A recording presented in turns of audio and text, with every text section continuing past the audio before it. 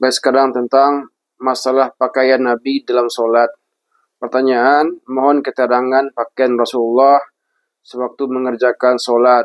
Pertanyaan dari Susilo Tomo, SMA Muhammadiyah, Pagar Alam, Sumatera Selatan.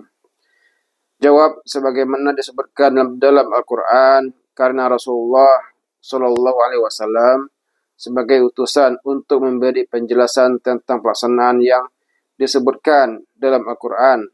Tentu Rasulullah melaksanakan yang tersebut dalam Al-Quran.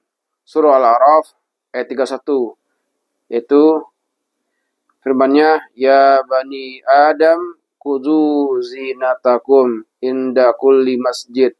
Hai anak Adam, pakailah pakaianmu yang indah setiap memasuki masjid. Maksud ayat tersebut dahulunya agar waktu kita menjalankan tawaf, memakai pakaian yang menutup aurat. Demikian pula ketika melakukan solat seperti tersebut dalam tafsir, termasuk tafsir Al-Maraghi yang menyebutkan riwayat Abdullah bin Hamid dari Sa'id bin Jubair yang menceritakan bahwa dahulu orang banyak kalau melakukan tawaf dalam keadaan bertelanjang bulat. Mereka berkata bahwa kami tak bertawaf dengan pakaian yang kami gunakan untuk melakukan dosa. Maka datanglah seorang wanita dengan melepas pakaiannya dan melakukan tawaf dan meletakkan tangannya untuk menutup kemaluannya. Seraya mengatakan, hari ini kelihatan sebagian atau seluruhnya, maka yang tampak pun tidak aku bebaskan.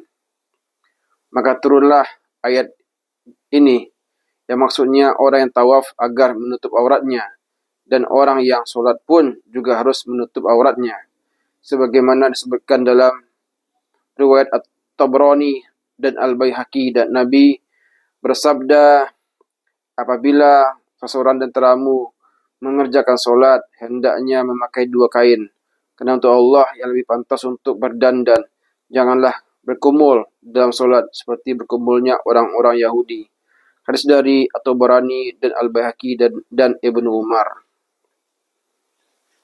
Mengenai pemakaian satu kain, juga pernah dilakukan oleh Nabi seperti diriwayatkan oleh Bukhari dan Muslim dari Jabir, yaitu dari Jabir yang mengatakan bahwasanya Nabi Shallallahu Alaihi Wasallam pernah solat dengan sehelai kain beliau selendangkan ke bahu. Mengenai tutup kepala, tidak selamanya mesti memakai tutup kepala dalam solat, karena menutup riwayat Ibnu Asakir dan dari Ibnu Abbas. Kadang-kadang Nabi membuka tutup kepalanya dan menjadikannya batas tutup di depannya. Dalam beberapa hadis, tak kita dapati baju yang bagaimana bentuk potongan yang dipakai Nabi di kala solat. Hanya saja pernah ada seorang sahabat yang menanyakan tentang kebolehan memakai baju kurung dalam solat, seperti diriwayatkan oleh Ahmad, Abu Dawud dan Nasa'i dan Salamah bin Aqwa. Dari Salamah bin Aqwa yang mengatakan, aku bertanya kepada Nabi Sallallahu Alaihi Wasallam, ya Rasulullah, saya selalu pergi berburu dan aku melakukan solat, tetapi tak ada padaku selain selai baju kurung gamis. Maka Nabi menjawab, kencingkanlah gamis itu, walaupun hanya dengan duri. Dalam pada itu juga Nabi memberi petunjuk para sahabat untuk tidak memakai pakaian yang menjulur panjang sampai di tanah bagi pria yang menunjukkan kesombongan. Banyak kita dapati petunjuk pula tentang pakaian di luar solat, seperti anjuran memakai pakaian putih dan pakaian yang baik-baik digunakan pada waktu solat.